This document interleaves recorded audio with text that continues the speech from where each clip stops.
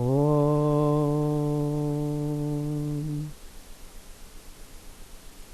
स्थापकाय च धर्मस्य सर्वधर्मस्वरूपिणे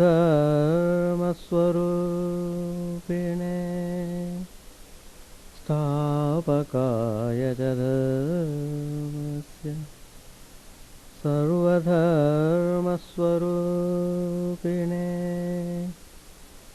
अवतारवरिष्ठाय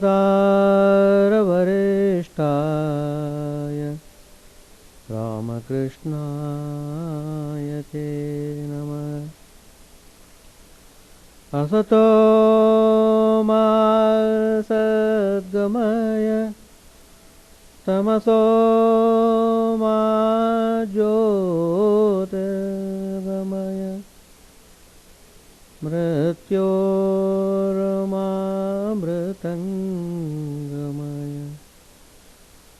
ॐ शान्ति शान्ति शान्तिः। Let us offer our salutations to Sri Ramakrishna, the embodiment of all religions, the Supreme God Incarnate. Let us pray to Him to lead us from the unreal to the real, to lead us from the darkness of ignorance to the light of knowledge, to lead us from death to immortality. Today's topic: why liberation is so difficult.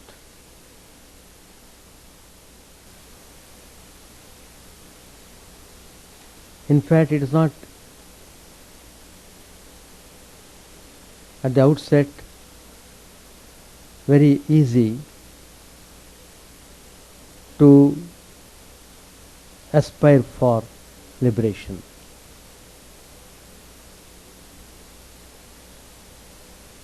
And even if there is aspiration, there is not sufficient determination to pursue the path. And also, the will is not strong enough to do spiritual practices in order to attain liberation. Well, even if people are struggling, lots of hurdles are there on the way. So one should know exactly what are those hurdles so that he can overcome them and continue the spiritual journey until he is liberated finally. Our spiritual masters have found out why the liberation is so difficult.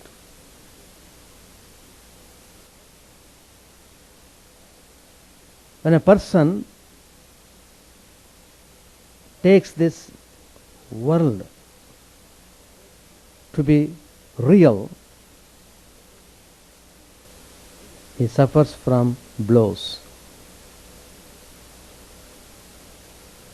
In Sanskrit it is called Mithya Abhisandha.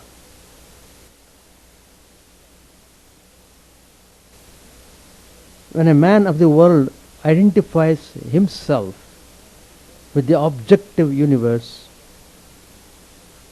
he experiences misery after misery and is caught under the wheel of births and deaths. That is, he is born again and again. He comes under the rigorous law of karma, action. It is really surprising that although people suffer so much in this world, there are very few who feel the burdens and the bondage. The reason why people, intelligent though, cannot feel the bonds is that they are very subtle. Vedanta clearly points out the reasons for this. According to Vedanta, ignorance, also called as ajnan or avidya, is the main fetter which binds living beings to this world. From this fundamental bondage results the formidable bond of desire, which is expressed in infinite forms. In the Shveshastra Upanishad, this multiform fetter of desire is termed Vishvarupa Ekapasha, which has been explained by Acharya Shankar in his commentary as Nanarupa Ekaha Kamakyaha Pashaha. One multiform fetter known as desire. Desire expressed in various ways makes a person perform good or bad actions for which living beings have to either suffer burdens in this world or get some enjoyment in reward. The conscious, intelligent force called God, the bestower of the fruits of actions, manages this task more efficiently than any legal system in the world. Although action and desire are due to ignorance, all these three powers serve individually and collectively as fetters. That's why the Vedanta says a man is said to be in bondage because he is bound by the fetter of ignorance. Some call desire itself a fetter. There are others who say that good or bad actions bind a man and knowledge releases him. Even though some Vedantists recognize ignorance, desire and action as separate bonds, actually they are not so. Because actions depend upon desire and desire in turn depends upon ignorance. That's why Shankaracharya calls the combination of these three forces a bond. He refers to it as avidya kama karmadi pasha bandham. Avidya kama karmadi pasha bandham. The bondage caused by the fetter of ignorance, desire, action and the like. So the difference is only in the emphasis and not in the principle.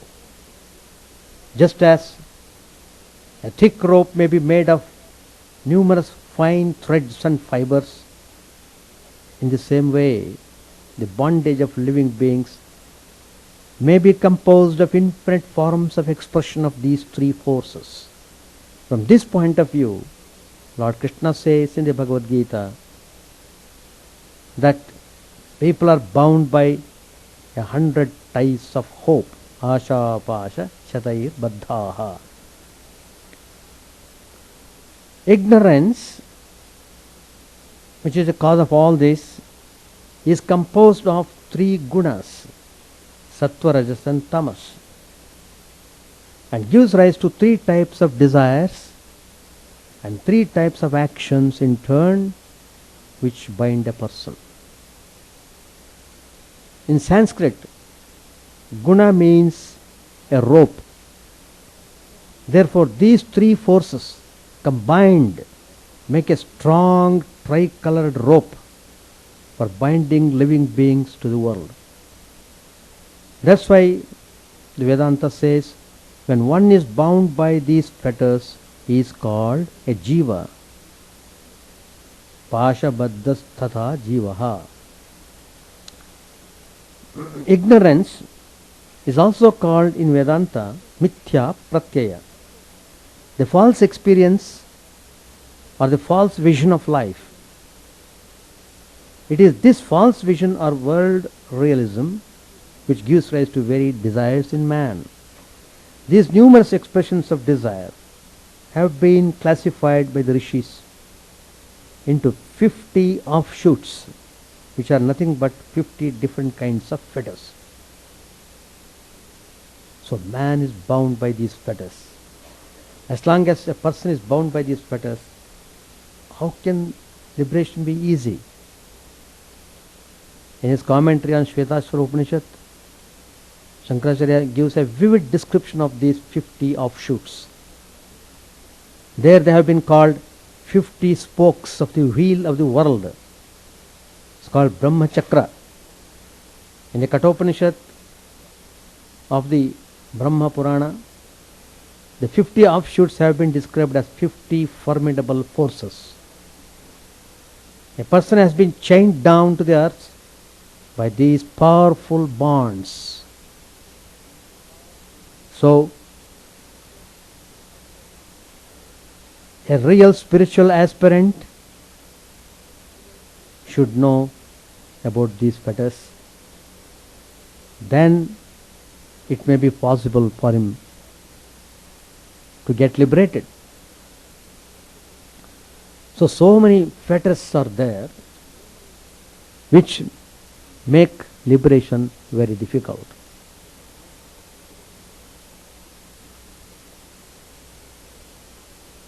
So, let us try to see what are these different types of bonds which have been described by the spiritual masters.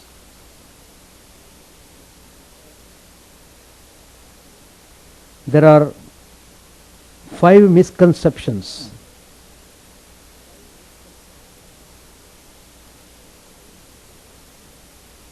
They are tamas,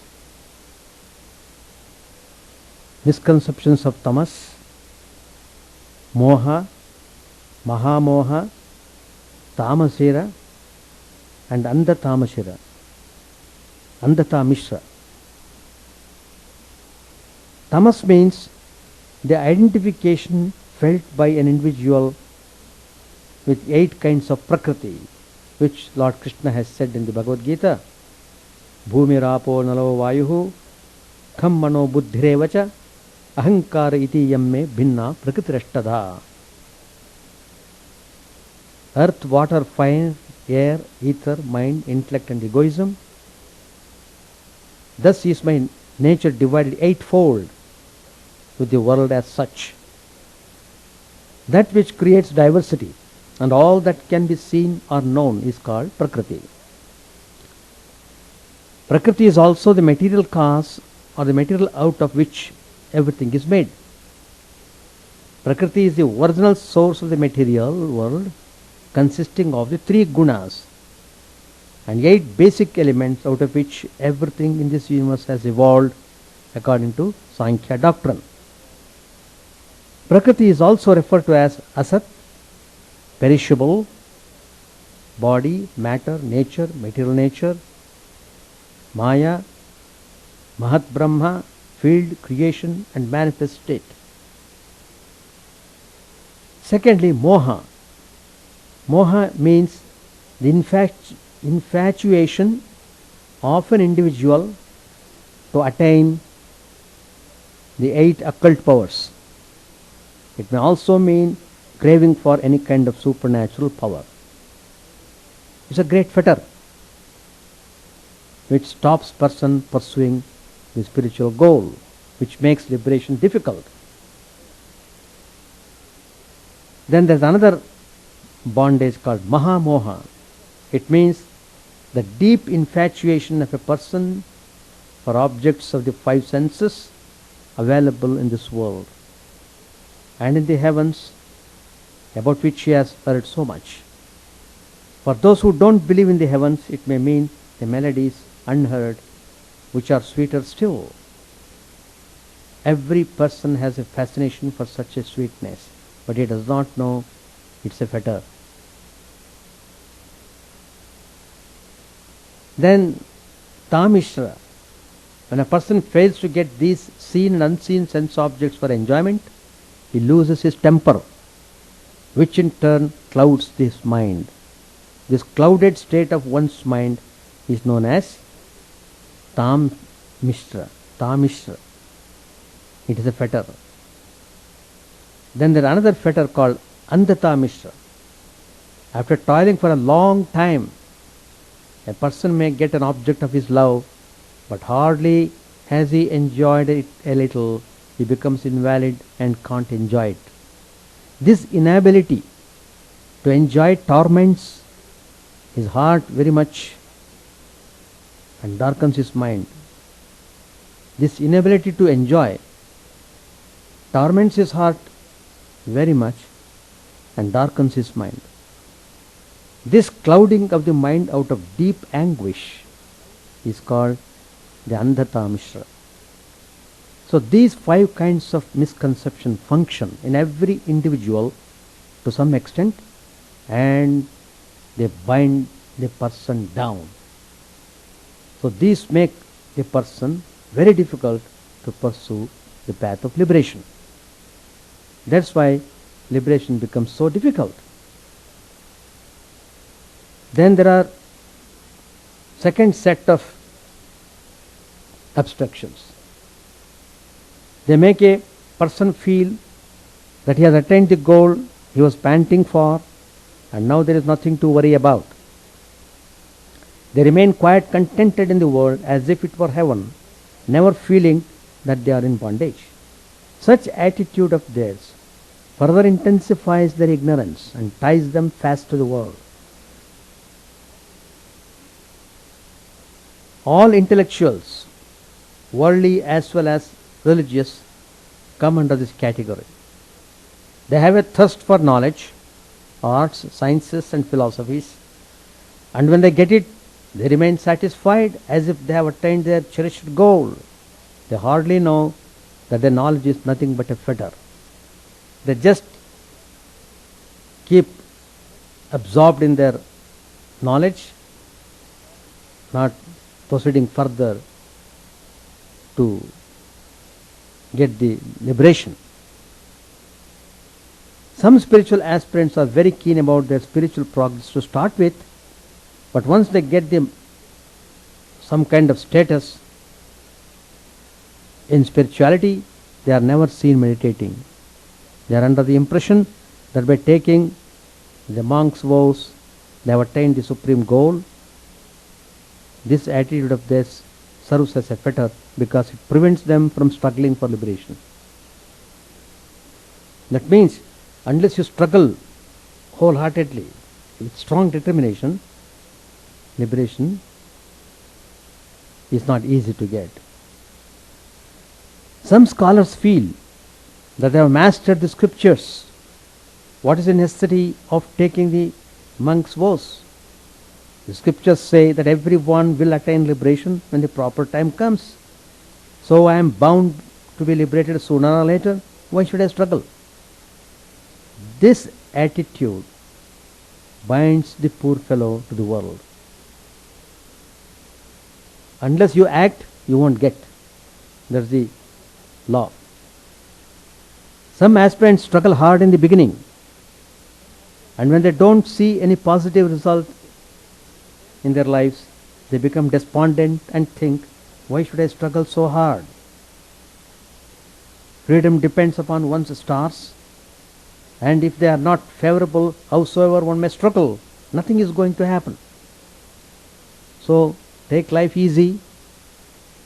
Such an attitude makes his enthusiasm tepid, and he gradually loses whatever merit he has earned and remains a bound soul.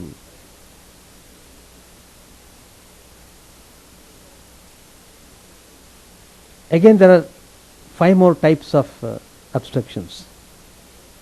At times people run after the objects of enjoyment, putting their heart and soul into them, and when they fail in their attempt, they think, oh, the nature of the world is like a mirage.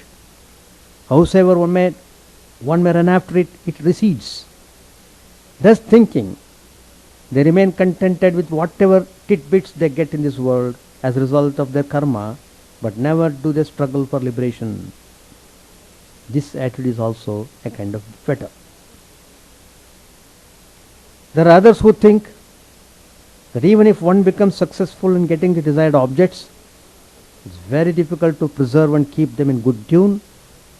With this thought, they remain contented, hardly knowing that this type of satisfaction is a bondage. There are some who succeed in obtaining the desired objects and are able to maintain them as well.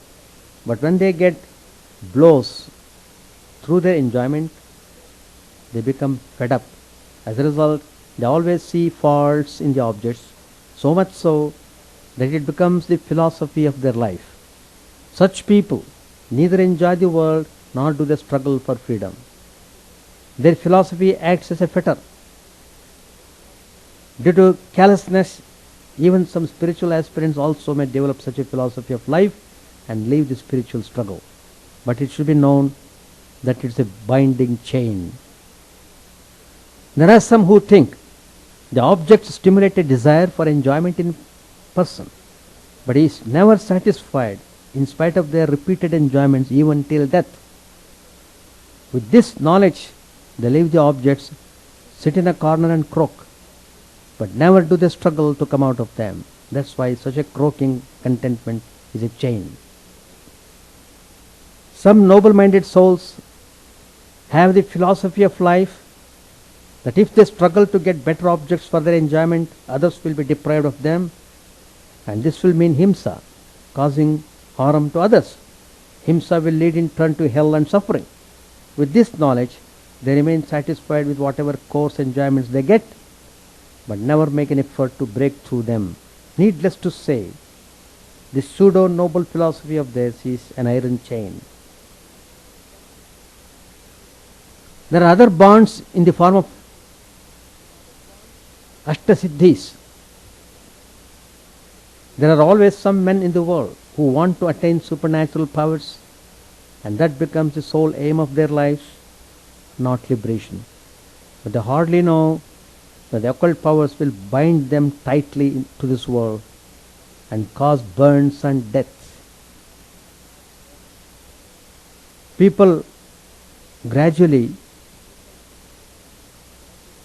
get attracted towards these supernatural powers, and these powers stop him to struggle further to reach the goal. In Sri Ramakrishna's life we have seen how people with so many powers would come and Sri Ramakrishna would advise them, these powers will not help you in any manner.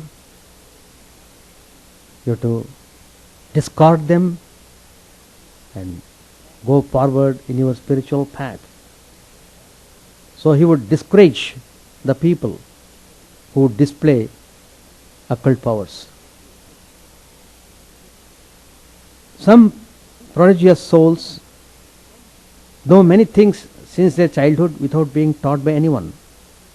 They can talk high philosophy and deliver learned lectures without any preparation or education. In the long run, such people become proud of their learning, and this pride in turn becomes a fetter. There are others who learn a thing no sooner than they hear it. They don't need any extra study to memorize the subject. This power acts as a binding chain for them. There are some men who become masters of any art or science only after studying it. The pride of learning is their bond. And there are other types of bonds also, those pertaining to the body and mind, such as pain and anguish, those coming from divine visitations or scourges from nature. So many things happen, such as cyclone and earthquake, and those due to other creatures.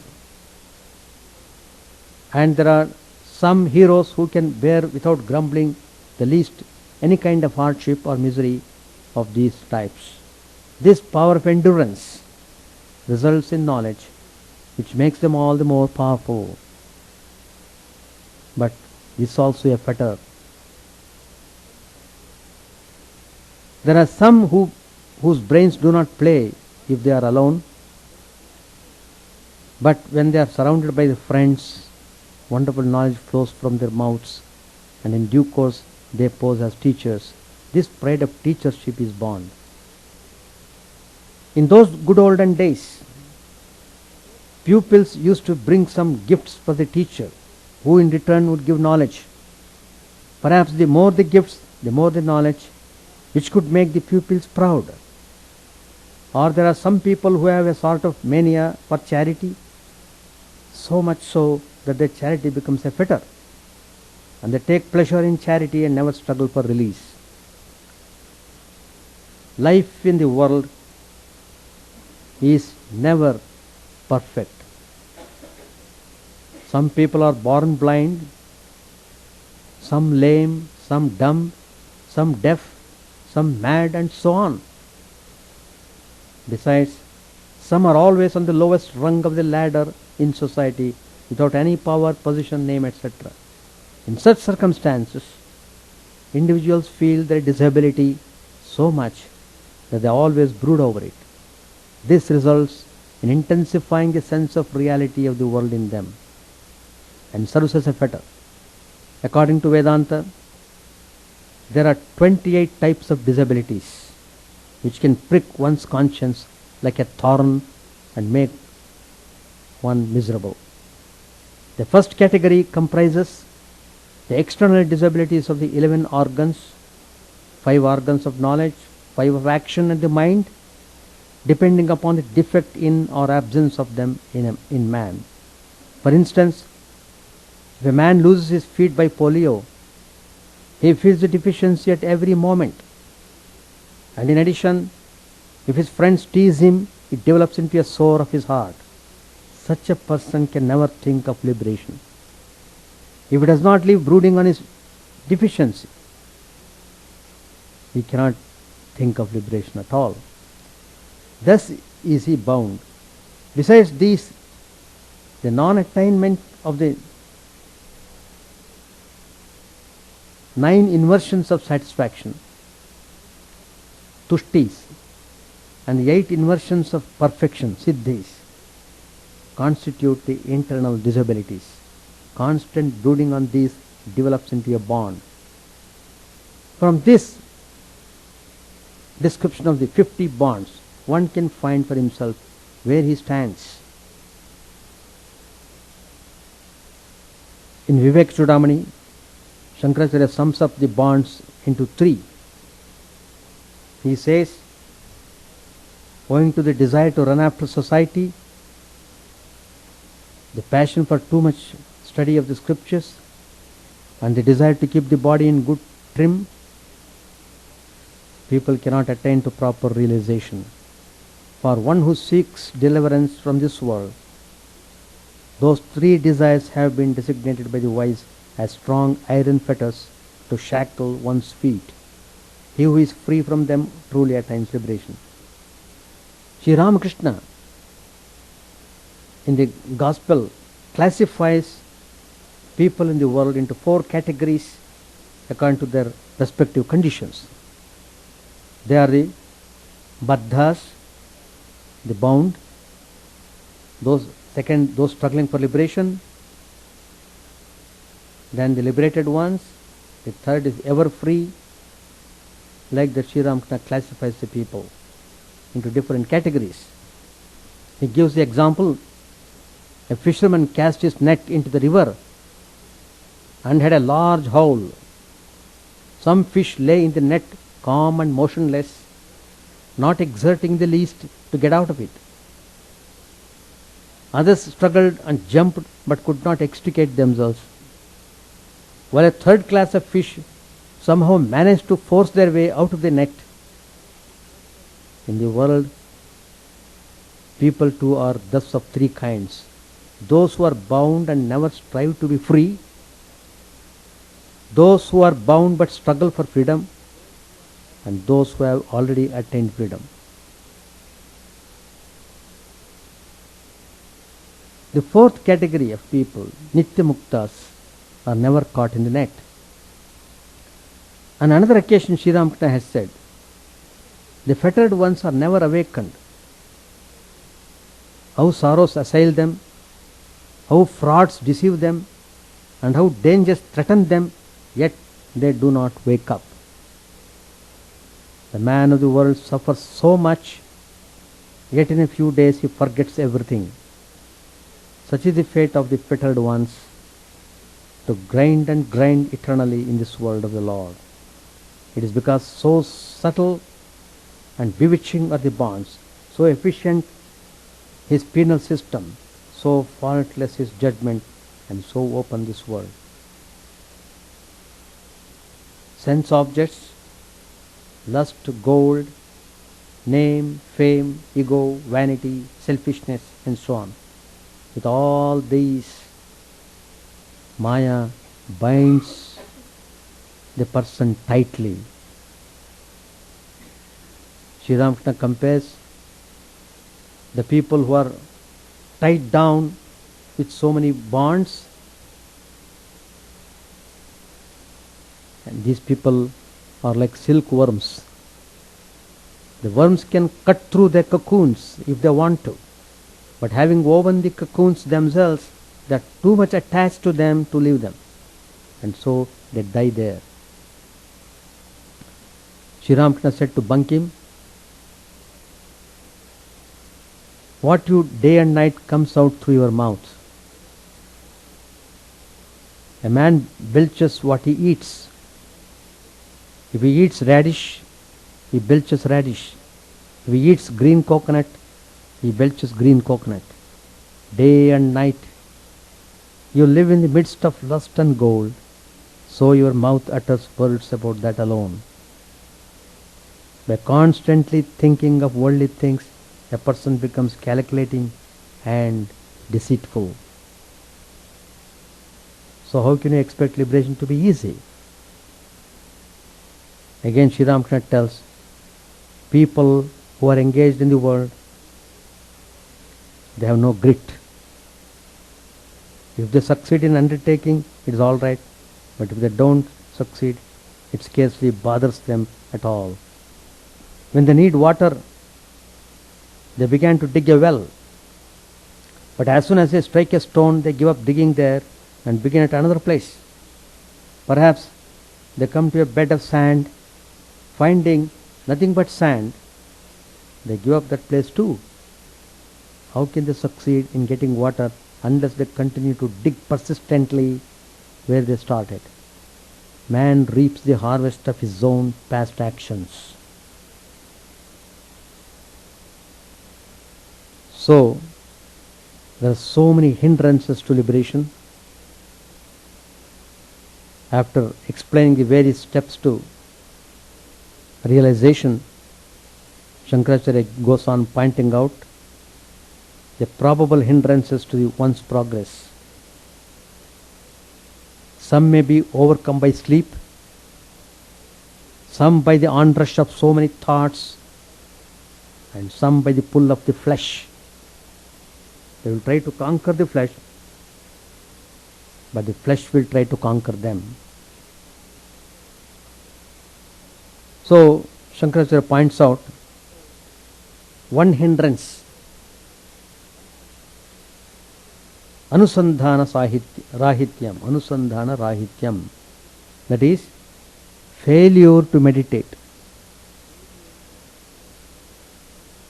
You go on meditating for a week or two, then one day you just forget to meditate. A friend may call you for a chat or to go for a movie. You will go on talking and your mind will get absorbed in the talk. You will clearly forget the discipline that you had brought about in the preceding 2 weeks. The old nature is so strong that the new nature you are cultivating will be pushed off. So, that means you are not very particular about doing meditation, and so that weakens the discipline. Second, Shankaracharya points out alasya. that is lethargy. You have set the alarm clock at 5 o'clock to get up and meditate. But when it rings, you put it off and think, I will just sleep for another 5 minutes. You pull up the blankets, and when next you wake up, it is 6:30 morning. Here, it is not forgetfulness, but sheer laziness that has prevented you from meditating. Do not give way to it. When the alarm clock strikes, at once get up. The flesh is such that it will pull you down if you show even the slightest weakness. Just as in food, what is good for the tongue is not good for the stomach, so also here, what is pleasant for the body is not good for the real personality. Laziness will not help you in awakening you to your true nature, Satchidananda. Exercise firm control over your own body. Lethargy may take another form. A friend of yours has come and is talking to you. You know it is time for meditation, but you are not feeling inclined to meditate, partly out of laziness and partly because you find the talk more interesting than meditation. You console yourself with the lame excuse, oh, how can I ask my friend to go away at this time?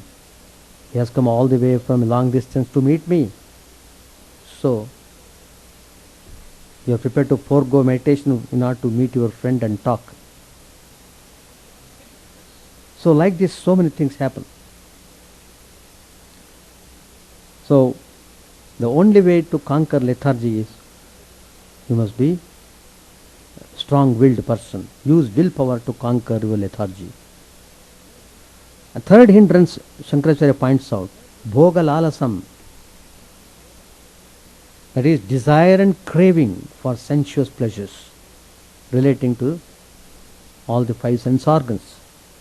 Even if you don't forget to meditate and are also free from laziness, the desire for sense pleasures may hinder your meditation. This is but natural. Since you are trying to control your senses, the senses in turn will try to control you. They will not give up without a last ditch fight. Instead of suppressing your senses, therefore sublimate your thoughts. Do not curse yourself and think that you are not fit for sadhana. Anyone who is sincere enough and who has intelligence to understand the rudiments of Vedanta is fit for spiritual knowledge. If you are not able to control your sense cravings, it only means that you have to put in more determined effort.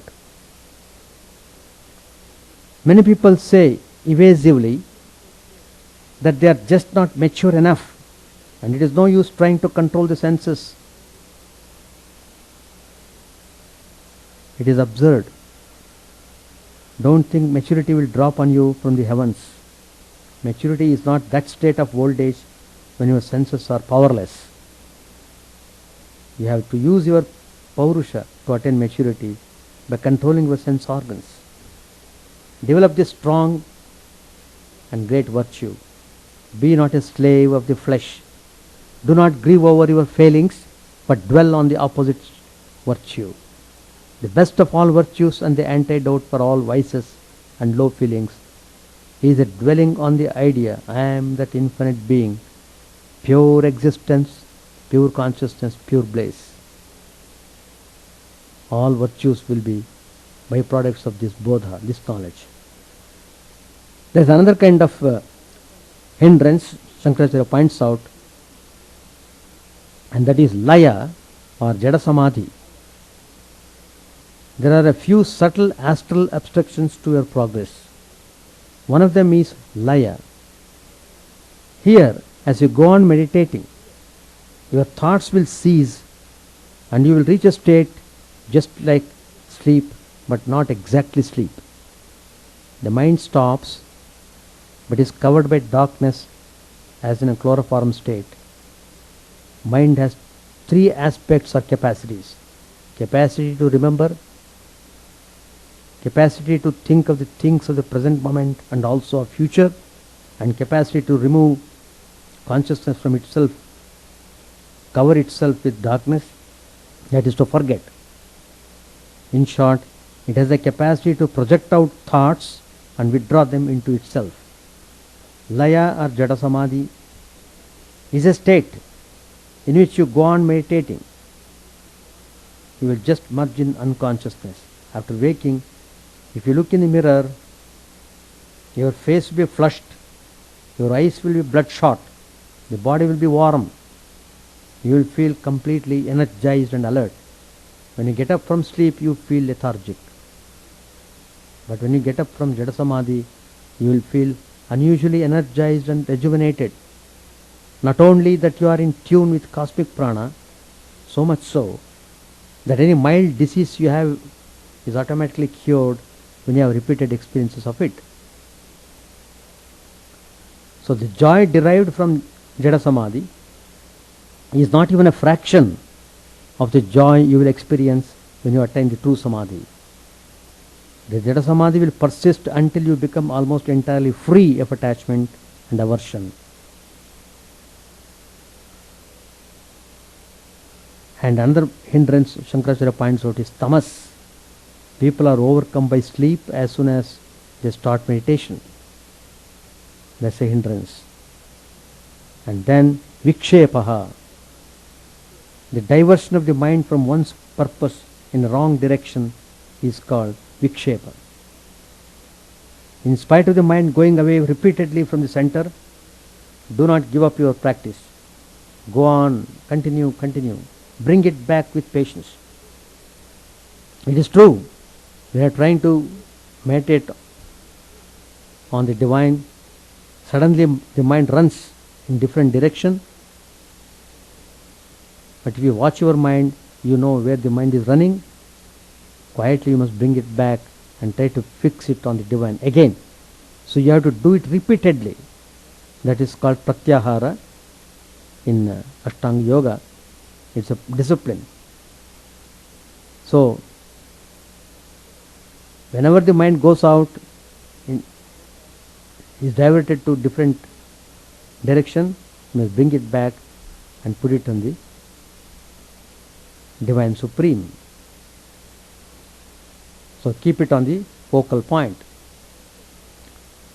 Secondly, try to analyze your mind wanderings. There must be some desires, ambitions working, or maybe you are having in your daily life certain practices which make the mind bring out those ideas. Probably you may be listening to radio, or you may be reading novels and political news. That means you are providing material to the mind, and that distracts you when you sit for meditation. That is called vikshepa. How will vikshepa stop? You have to withdraw the fuel. Find out the causative factors of your mental distractions and try to remove those factors from your life. Don't give up the effort. Be patient and carry on. Vikshepa Shakti is one of the greatest manifestations of Maya. It is very difficult to control the mind. Lord Krishna admits, but he adds, it can be conquered by Vairagya and Abhyasa. Why does mind wander about?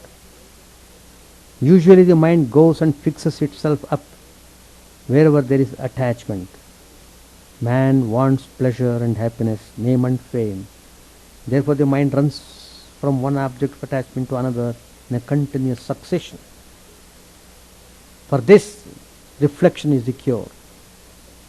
Vichara. It makes the mind slowly learn that pleasure is not outside. Vichara gives dosha drishti, seeing the pains and defects in sensual objects. As a result of vichara, the mind is made to flow inward. A sort of dispassion arises. Fixing it inside becomes easier. Once the turning inward is there, the mind must be habituated to get itself fixed upon a particular target chosen by him. Abhyasa is defined as continuous unbroken practice carried on over a long period of time. If you go on with your practice, it is absolutely certain that one day, as the accumulated result of this method, perfect meditation will come and it will lead you to self-realization. And there is another abstraction Shankaracharya points out. It is defined as rasaswadaha, enjoying the taste of bliss that one gets in savikalpa samadhi. It is an obstacle in so much as it prevents the aspirant from rising to the next and final step of nirvikalpa samadhi. In fact, when Sri Ramakrishna was asked to meditate on the absolute Brahman, he tried to fix his mind. No doubt his mind raised to the very high level, but then immediately he would get the vision of the Divine Mother, whom he was worshipping all through his life. And he would see the glorious vision of the Divine Mother, and the mind would not go further. This is called rasaswadaha. It was just feeling immensely happy in having that vision, in seeing the Divine Mother's form, and it would not rise up. And then his Guru Totapuri became very much concerned. He said, no, you must raise the mind, you must go beyond the forms. You have to, and Mother, on the mind screen. He would not go further. He could not go. Then finally, Totapuri made a scratch on his forehead and then asked Sri Ramakrishna to meditate on this point. And finally, by the grace of the Guru, Sri Ramakrishna would transcend, even though he got the vision of the Divine Mother again, but he applied the knowledge. Through knowledge he transcended the divine form. So he went beyond the form, and that is the state of formlessness. And when Sri Ramakrishna entered into that state, he attained Nirvikalpa Samadhi, which is the final stage in liberation. When one gets into that state, that means the liberation is achieved. But generally, you got stuck up in rasaswadaha. And another abstraction Shankaracharya points out, that is shunyata. Here, shunyata means nothingness. The thought cease, the mind stops, there is absolute vacancy, a sort of emptiness, but you are conscious of the emptiness or nothingness. Some of the Buddhists developed their philosophy that shunyata is the final or the ultimate thing to be attained, for they could experience nothing more. Even in shunyata, you get some joy, but this is not permanent and high. The moment you come back from it, your raga and dvesha again comes to the fore. Don't mistake shunyata for realization or enlightenment. You have to go beyond it and reach that state where you have bliss. It's a state where once you have that experience of the divine union, you feel immensely happy and blissful, and that is the state of final liberation. So one has to be very strong in his aspiration. One has to be determined, and one must have strong willpower. Then one may be able to attain liberation. That's why you find with so much of hurdles on the way, liberation appears very difficult because of these hindrances. That means a person has to prepare oneself thoroughly if he has to attain the final liberation. It's called Atyantika Mukti. Once he gets that highest state of samadhi, the total absorption of oneself into the divine, and that is the final liberation. And that is the end of the goal. What Sri Ramakrishna said, the purpose of human life is to realize the truth, to realize your identity. Who are you? Are you that little body and mind? Are you that little self bound by these fetters? No. You are beyond these fetters. You are that supreme divine consciousness. You are part and parcel of that consciousness. So, we are all suffering on account of the impurities of the mind. When the impurities are cleared off, then you see the true reflection of the self. Once you get into that state, you are immensely peaceful and happy. In that state you enjoy permanent joy, and then you will see the whole world is filled up with divine consciousness. What the scriptures say, God is all pervading, that you experience it in your concentration and meditation, and that gives you final liberation. Thank you very much. Om Sahana Bhavatu Sahanau Bhunaktu Sahaviryam Karavavagai Tejasvinavadhitamastu ma vidvishavai. Om Shanti Shanti Shanti. Harihi Om Tat Sat. May the Lord protect us. May He nourish us.